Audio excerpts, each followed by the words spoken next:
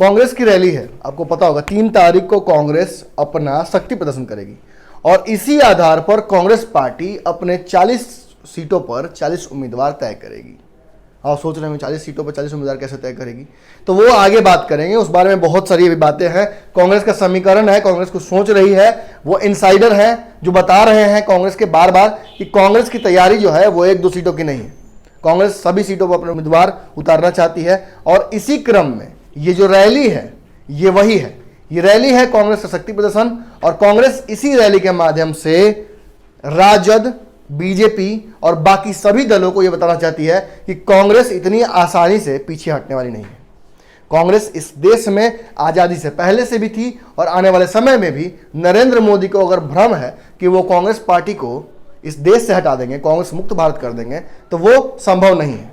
3 राज्यों में तो वापसी की ही है। इसके अलावा कांग्रेस ने बिहार में जिस तरह का अपना फिलहाल में जो दिखाया है चरित्र, जो नई स्ट्रैटेजी दिखाई है, जो नया साहस दिखाया है, जो एनर्जी लेकर आए हैं नया, ये एक अलग कहानी कहता है। ये इंदिरा काल की कांग्रेस को एक बार फिर से बिहार में जीवित करने का प्रयास है और इस प्रयास में लगे हुए हैं इस प्रदेश अध्यक्ष मदन मोहन झा और उनके साथ साथ काम करने वाले कई पदाधिकारी।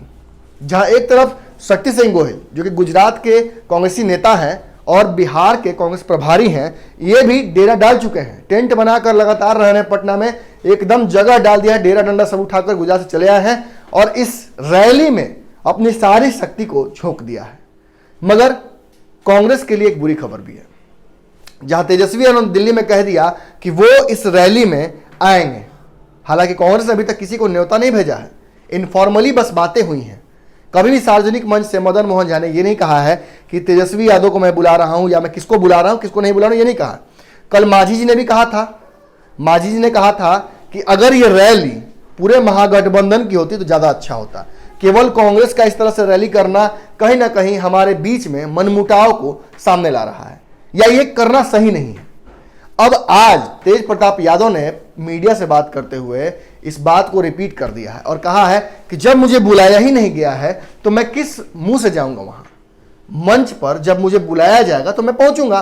उन्होंने यह भी कहा है कि अगर राहुल गांधी मुझे बुलाते हैं, क्योंकि मैं युवा हूं और राहुल गांधी भी युवा है, और अगर मुझे बुलाते हैं तो मैं अपने पूरे समूह के साथ, अपने सभी कार्यकर्ताओं के साथ, समर्थकों के साथ राहुल गांधी की इस रैली में शामिल होऊंगा। मगर बिन बुलाए मेहमान की तरह मैं नहीं पहुंच सकता हूं किसी भी स्थान पर। ऐसे में कांग्रेस के लिए कहीं ना कहीं यह सिरदर्द होगा, जहां एक तरफ ऑलरेडी तेजस्वी यादव कांग्रेस से नाराज चल रहे हैं। हालांकि उन्होंने ये कह दिया है कि वो इस रैली में जाएंगे। इस बात से एक और बात समझ में आती है कि कैसे एक बार फिर से तेज प्रताप यादव अपने भाई के स्टैंड के अगेंस्ट जाएंगे। इससे पहले पाटलिपुत्रा सीट हो या फिर सवर्ण आरक्षण हो या फिर रामचंद्र पूर्वे को लेकर हो, लगातार तेज प्रताप यादव अपनी ही पार्टी के खिलाफ एक मुहिम छेड़े हुए हैं। पुराने कार्यकर्ताओं को, पुराने नेताओं के खिलाफ एक ऐसी मुहिम छेड़ रखे हैं जिसमें पुराने नेताओं को वो पार्टी से बाहर करना चाहते हैं और नए लोगों को मौका देना चाहते हैं। इसी कड़ी में तेज प्रताप यादव ने साफ तौर पर कहा है कि राहुल गांधी युवा है और अगर वो मुझे बुलाते हैं तो मैं इस रैली में अपने पूरे हुजूम के साथ पहुंचूंगा। अब इस रैली में कौन कौन लोग लेकर आ रहे हैं भीड़, भी तो आपको पता ही होगा। कांग्रेस ने कई अपने विधायकों को एक जिम्मेवारी दी है कि अगर सांसद बनना है तो भीड़ लेकर आओ, भीड़ लेकर आओगे तभी जाकर तुम्हें मिलेगा सीट सांसद का। अब बहुत सारे लोग हैं, सबका नाम एक साथ नहीं ले सकते हैं, अगली वीडियो में जरूर आपको बताएंगे। और इस वीडियो को बनाने का मकसद है तेज प्रताप यादव का बयान। तेज प्रताप यादव ने स्पष्ट तौर पर कह दिया है कि मैं इस रैली में नहीं जाऊंगा। हालांकि एक बात जरूर वो कह रहे हैं कि अगर नरेंद्र मोदी के खिलाफ कोई भी मंच बनता है तो उस मंच पर मैं शामिल होऊंगा, मगर उसके लिए मुझे निमंत्रण मिलना चाहिए। राहुल गांधी ने अभी तक निमंत्रण नहीं दिया है, मगर तेजस्वी यादव पहुंचेंगे। तेजस्वी यादव और तेज प्रताप यादव ये पहली बार नहीं है कि दोनों अलग अलग स्टैंड एक ही मुद्दे पर ले रहे हैं। इससे पहले भी हमने बताया कैसे सवर्ण आरक्षण हो या फिर पाटलिपुत्रा की सीट या फिर रालोसपा को महागठबंधन में शामिल करना। अब कांग्रेस के मुद्दे पर भी ये दोनों भाई दो फाड़ हो चुके हैं। ऐसे में आने वाले समय में एक बात तो है कि आरजेडी में जो मनमुटाव है वो जग जाहिर हो रही है और इससे कहीं ना कहीं आरजेडी कांग्रेस के सामने ही कमजोर हो रही है। इससे आने वाले समय में कांग्रेस तो अपनी दावेदारी प्रस्तुत कर देगी, मगर आरजेडी अगर टूटी हुई होगी तो वो कितनी दावेदारी पेश करेगी ये आप खुद समझ सकते हैं।